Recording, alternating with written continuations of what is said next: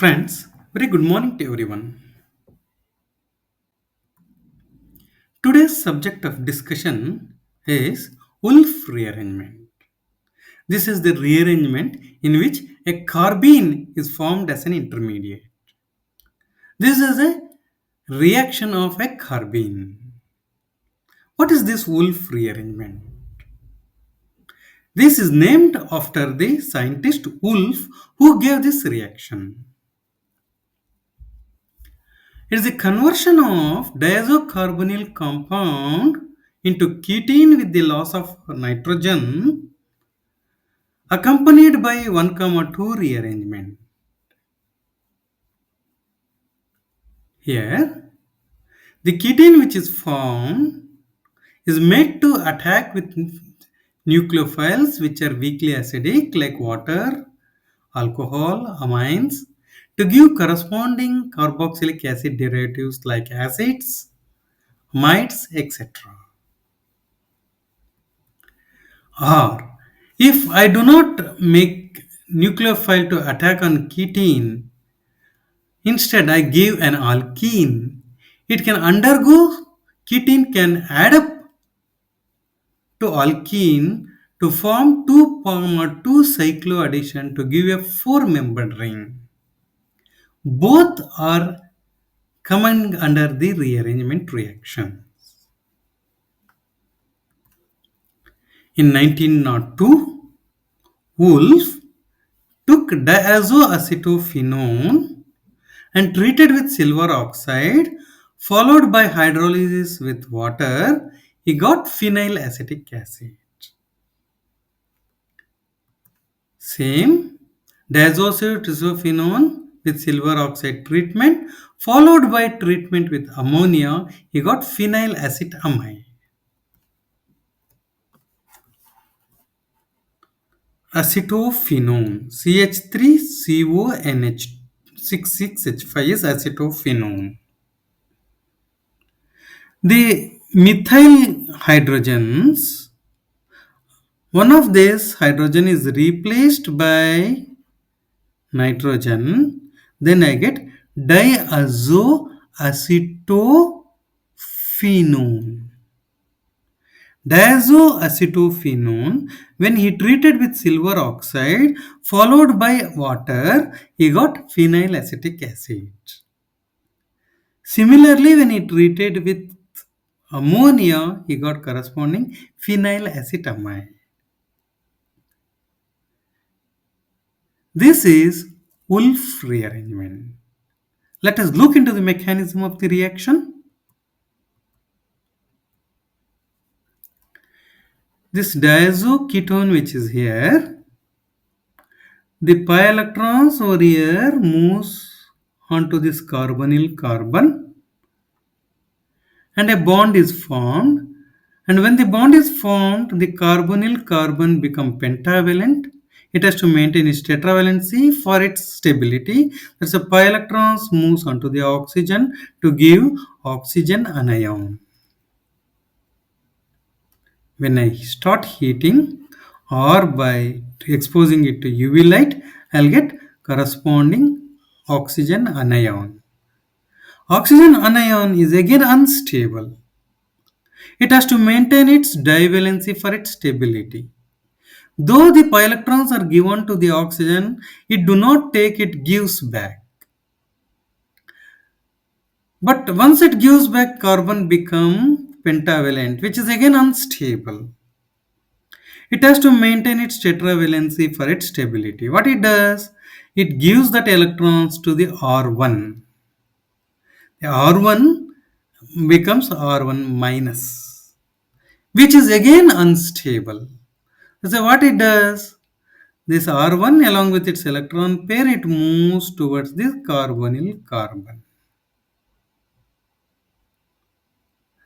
And I get corresponding ketene. To this ketene, OH minus can attack and pi electrons can move over the carbon and minus combines with H plus, I'll get corresponding acid.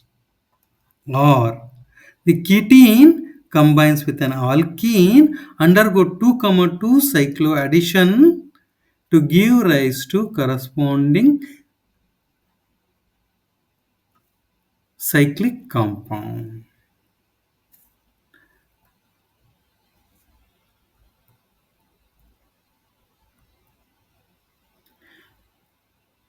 When photolysis occurs, compounds in S-cis configuration reacts in a concerted manner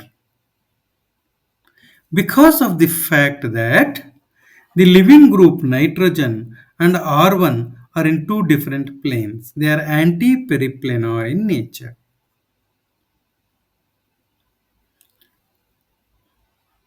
The oxygen anion forms double bond. R1 along with its electron pair moves on to this next carbon, and nitrogen is positive. The bond between carbon and nitrogen breaks and gives rise to ketene.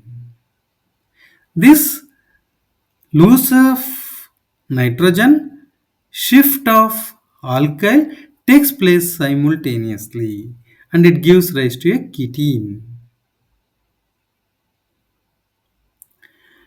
If it is in the trans configuration, the R1 and nitrogen are in the same plane. They are not anti to each other. That's why what it does, the carbene, once it is formed, the carbene ion, first it loses the nitrogen. Once it loses the nitrogen, I'll get corresponding carbene. To the formed ketocarbene, this like R1 shift towards this carbene and the electrons moves over here and a ketene is formed.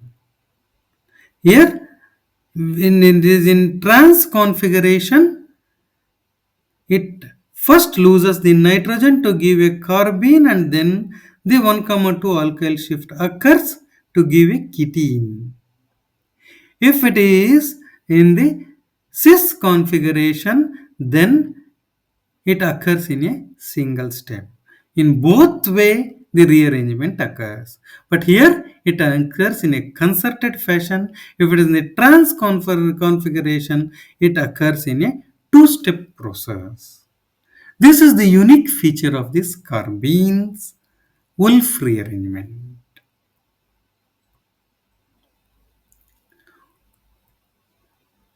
The migratory aptitude of the groups can be determined by competition studies. When the competition studies were conducted, it has been shown that hydrogen migrates faster than alkyl and aryl migrates equally at almost similar rate. If the photolysis occurs, then alkyl migration is more favored than aryl.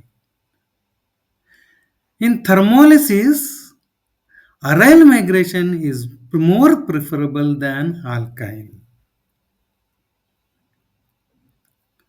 In photochemical reaction, the migratory aptitude is found to be like this. Hydrogen is more than alkyl and aryl are almost equal, is more than S alkyl is more than O alkyl and N alkyl are almost equal. In thermal degradation, migration occurs in this fashion. Hydrogen is having migrated more migratory aptitude than that of aryl is having more than that of alkyl, whereas heteroatoms do not migrate. This is the uniqueness of this Wolff rearrangement under photochemical condition and under thermal conditions. Under thermal condition, if SR or OR or NR2 is there, the migration do not occur at all. This Wolff rearrangement finds its application in Arendit ester synthesis and in ring contraction reaction if the alpha carbon belongs to a ring system.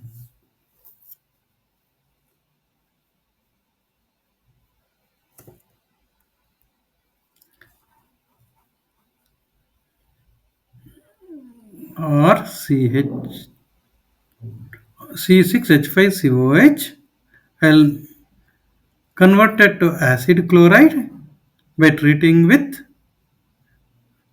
POCl3, and the RCOCARCOCl I treat with diazomethane.